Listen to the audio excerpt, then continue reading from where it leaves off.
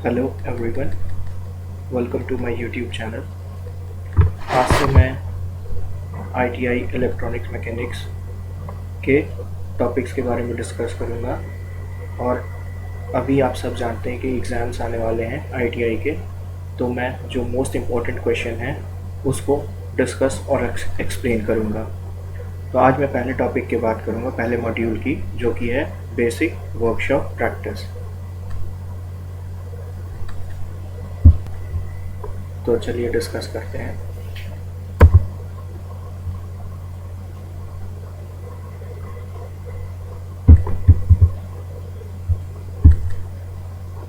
इसमें पहला क्वेश्चन है, which type of toe caps are use to avoid crushing of feet at the time of shifting equipment. मतलब अगर हम एक इक्विपमेंट को शिफ्ट कर रहे हैं एक जगह से दूसरा, और अगर वो गिर जाए तो उससे बचने के लिए हम कौन सा शू कैप यूज़ करते हैं। तो उसका सही आंसर होगा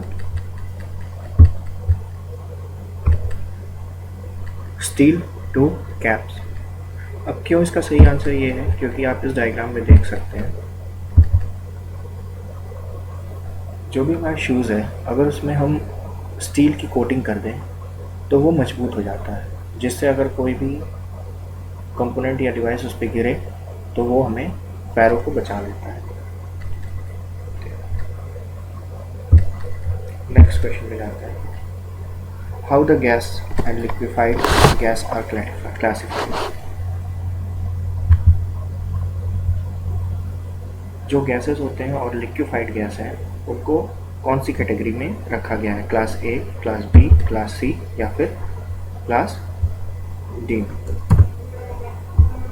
तो ये डायग्राम आप देख सकते हैं, इनको रखा गया है क्लास सी फायर में, गैसेस एंड लिक्विफाइड गैसेस को। और अगर ये कहीं लग जाए तो इनके प्रोटेक्शन में इनको बंद करने के लिए क्या यूज़ करेंगे हम लोग, ड्राई पाउडर एक्सटिंग्विशर्स, जो कि हमारा अगला क्वेश्चन ही है।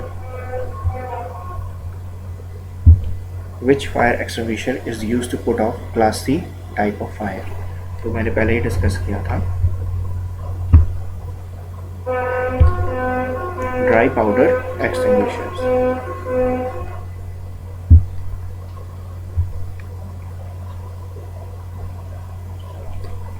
क्वेश्चन नंबर 4 पे आते हैं, which fire extinguisher is use to put off class A type of fire. तो क्वेश्चन से पहले आपको ये जानना होगा कि क्लास ए फायर होता क्या है, और उसके बाद उसमें कौन सा फायर एक्सटिंग्विशर यूज़ होगा। ठीक, तो ऑप्शन है foam type, jet of water, dry powder, carbon dioxide. तो पहले हम जानेंगे कि class A type of fire में होता क्या है।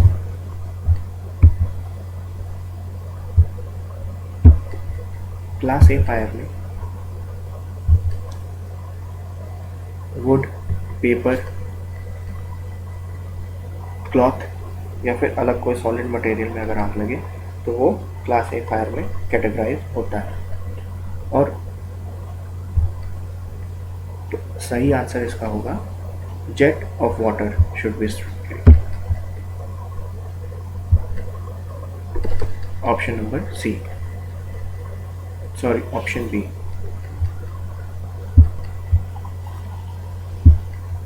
नेक्स्ट क्वेश्चन पे आते हैं, question number 5, what is the shape of mandatory signs. जो भी मैंडेटरी साइंस होते हैं उनका शेप पूछ रहा है, क्या वो ट्रायंगुलर में होते हैं या रेक्टेंगुलर होते हैं या सर्कुलर होते हैं। तो ये मैंने इसमें एक अटैच करके रखा है जो बता रहा है मैंडेटरी साइंस के बारे में। तो ये सब आप देख सकते हैं कि ये सब सर्कुलर में है, सारे के सारे सर्कुलर में, और जनरली ये ब्लू कलर के होते हैं, और जो भी सिंबल रहता है वो वाइट कलर का होता है। जैसे कि शेप क्या हुआ, सर्कुलर, कलर क्या हुआ, वाइट सिंबल, मीनिंग क्या हुआ, मतलब ये चीज़ें आपको नहीं करनी है। या फिर ये मैंडेटरी का साइन ये मतलब हुआ कि या अगर आप इस जगह जा रहे हैं तो ये चीज़ें आपके पास होनी चाहिए। नेक्स्ट क्वेश्चन पे आते हैं, which method is use for blanketing with foam to extinguish the fire.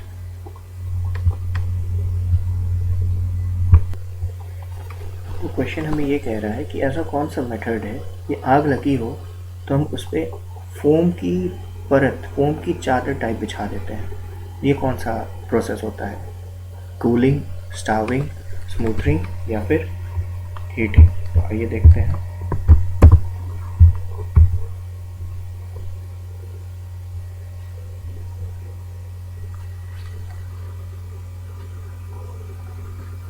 इसका ऑप्शन होगा option number C, smothering. To stop the supply of oxygen to the fire by blanketing with foam sand extra. अगर कहीं आग लगी हुई है तो हम उसके ऊपर बालू डाल दें या फिर फोम डाल दें, तो उससे क्या होगा? ऑक्सीजन की सप्लाई कट हो जाएगी, जिससे हमारा फायर बुझ जाएगा.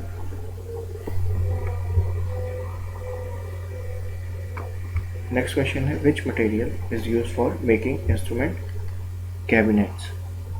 इसका आंसर होगा शीट मेटल. 8th क्वेश्चन है what is the shape of warning sign board. जो भी हमारे वार्निंग साइन बोर्ड रहते हैं उसके हमें शेप के बारे में पूछा गया है. क्या होते हैं? स्क्वायर होता है, सर्कुलर होता है, ट्रायंगुलर होता है या फिर हेक्सागोनल होता है. तो ये है हमारी वार्निंग साइंस. अब यहाँ पे आप देख सकते होंगे वार्निंग साइंस में क्या है, किसके अंदर है ये? हर जगह आप देखेंगे ट्रायंगल के अंदर है. जैसे पहला एग्जांपल दे रहा है रिस्क ऑफ फायर, तो आग लगी हुई है और उसको ट्रायंगल में क्लोज करके रखा है. तो इसका ऑप्शन आएगा ऑप्शन नंबर सी.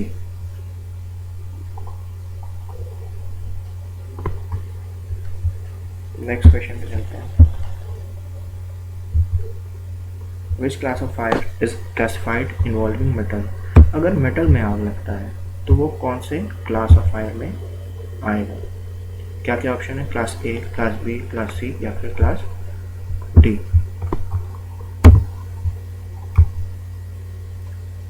तो ये ऑप्शन कौन सा करेक्ट रहेगा? Class D, fire involving metals. इसको बुझाया कैसे जाता है? Carbon dioxide, dry power and CTC extinguisher की हेल्प से इसको बुझाया जा सकता है. 10th क्वेश्चन पे आते हैं.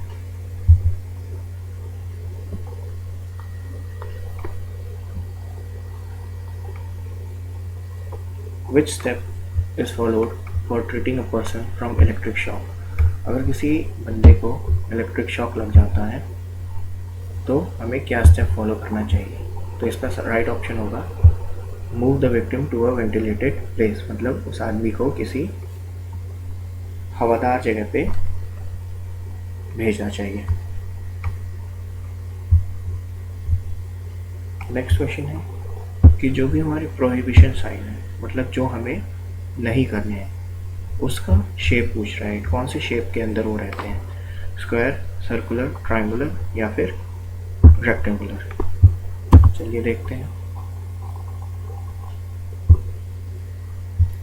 ये सारे हैं हमारे प्रोहिबिशन साइन. जैसे यहाँ मैचेस नहीं जलाना है या किसी आदमी का आना मना है, तो राइट ऑप्शन क्या होगा? सब सर्कुलर के अंदर है. 12th क्वेश्चन पे आते हैं. What is the name of safety group sign. ये सारे साइंस हैं जो कि सेफ्टी ग्रुप में आते हैं. अब इनका नाम क्या है? वार्निंग साइन है ये कि मैंडेटरी साइन है या फिर प्रोहिबिशन है या फिर इंफॉर्मेशन. तो ये सारे हैं मैंडेटरी साइन. इनका शेप होता है सर्कुलर. नेक्स्ट क्वेश्चन पे आते हैं. Question number 30. Which factor influence the severity of electric shock. मतलब अगर किसी को इलेक्ट्रिक शॉक लगता है तो कितना गहरा इलेक्ट्रिक शॉक लगा है, कितना ज़्यादा इलेक्ट्रिक शॉक लगा है, वो किस पे डिपेंड करता है. तो उसका राइट ऑप्शन होगा ड्यूरेशन ऑफ करंट पासिंग. कितने देर तक उसकी बॉडी में करंट फ्लो हो रहा है. 14 क्वेश्चन पे आते हैं। Which angle is check by try square. तो ट्राई स्क्वायर आप लोगों ने देखा होगा या नहीं, मैं दिखा देता हूँ उसको, तो फिर आप लोग खुद ही जान जाएंगे कि ये कौन सा एंगल बनाता है। ये है हमारा ट्राई स्क्वायर। तो ये जो एंगल बना रहा है वही पूछा जा रहा है हमसे, तो वो होगा right option 90 degree. Next question पे आते हैं। What is the use of screw driver. Screw driver आप लोगों ने देखा है, क्योंकि मैं दिखाता हूँ।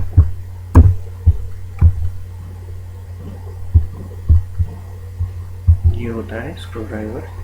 अब इसमें यूज टू टाइटन और लूजन स्क्रूज, तो इसका ऑप्शन जो सही होगा ऑप्शन नंबर बी।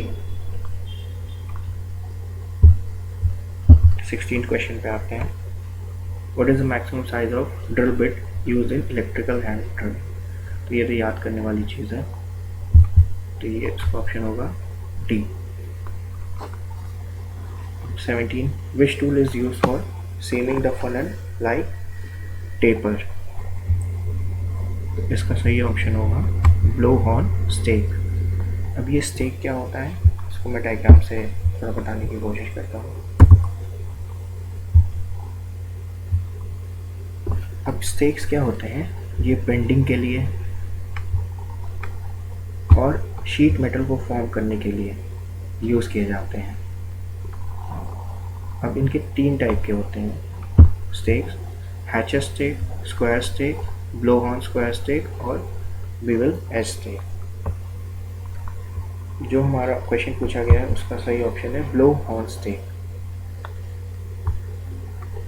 ये कोन शेप्ड आर्टिकल को फॉर्म करने के काम आता है। जो फनल होता है, जैसे आप पेट्रोल पंप पे देखे होंगे, वो फनल टाइप में रहता है, तो उसको फॉर्म करने के लिए हम स्टेक्स का यूज़ करते हैं। और ये हमारा ऑप्शन का राइट आंसर है blow horn stake.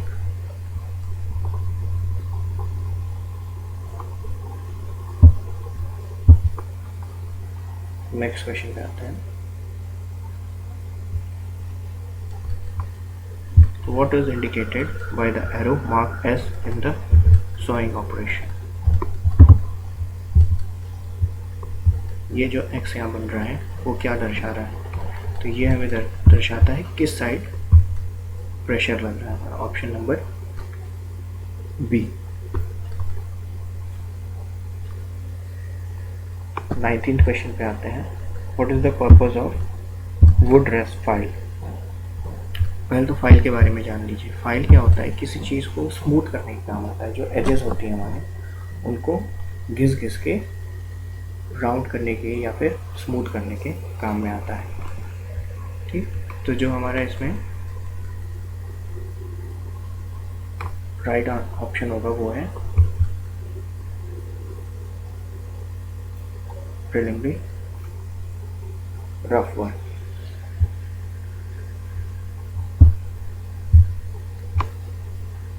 Question number 20 पे आते हैं। What is the first step to rescue the person. अगर किसी को इलेक्ट्रिक शॉक या इलेक्ट्रिक कांटेक्ट में आ गया वो, तो पहला स्टेप क्या होगा उसमें।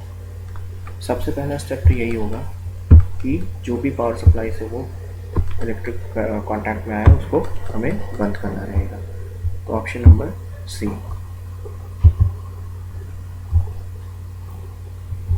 क्वेश्चन नंबर 21 है। What is the reason of electric fire. Electric fire का रीज़न क्या होता है, तो इसका राइट ऑप्शन होगा ओवरलोडिंग। ओवरलोडिंग क्या है, अगर आप वो हैंडल कर सकता है 4 एम्पियर कोई शॉकेट है, और उसमें आप लगा दिए 6-7 एम्पियर का, तो क्या होगा, ओवरलोड हो जाएगा, जिसकी वजह से वो गलने लगेगा और शॉर्ट सर्किट हो सकता है। क्वेश्चन नंबर 22 पे आते हैं। What is the meaning of information sign. ये ऐसे देखने से ही पता चल रहा है कि ये फर्स्ट एड पॉइंट होगा।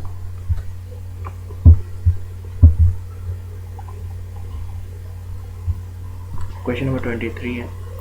विच artificial respiration method to be avoided to a person with abdomen injury.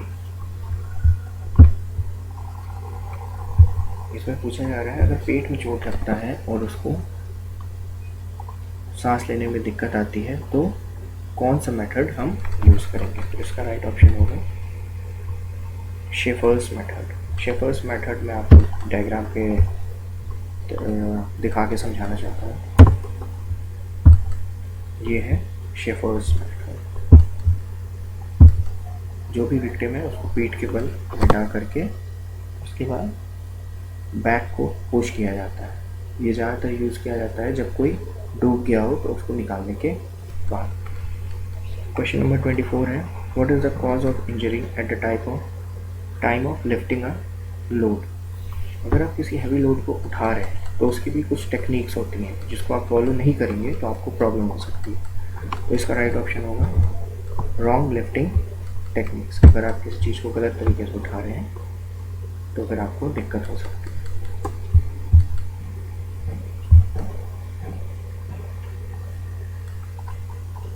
Question number 25 है, how the overlapping of excess sheet metal causing plunge at seam and edge is prevent।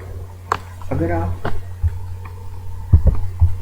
इसमें कहने का ये मतलब है, अगर कोई शीट मेटल है दो, उसको आप ज्वाइन करना है तो वो एक के ऊपर एक ना है।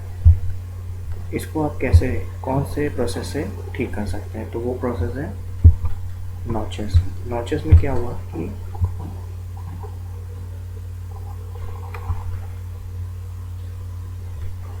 एक मेटल ये हुआ और दूसरा ये हुआ। अब इनको मर्ज करके तो ये एक के ऊपर एक नहीं आते बल्कि साइड बाय साइड लग जाते हैं। तो ये होता है नॉचेस। नेक्स्ट क्वेश्चन में आता है,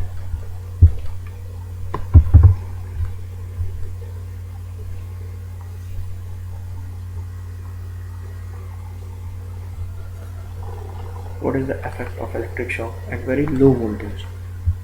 अगर आपको इलेक्ट्रिक शॉक लग रहा है जो कि बहुत लो वोल्टेज पे लग रहा है, 40 से भी कम, 40 वोल्ट से भी कम, तो आपको कैसा महसूस होगा। तो उसका राइट ऑप्शन होगा अनप्लीजेंट टिंगलिंग सेंसेशन। थोड़ा आपको झुंझुनी टाइप लगेगा। ओके, तो ये था module 1 of semester 1 of electronic mechanic trade. अब जल्दी ही मैं मॉड्यूल 2 भी अपलोड करूँगा, उसको एक्सप्लेन करने का कोशिश करूँगा।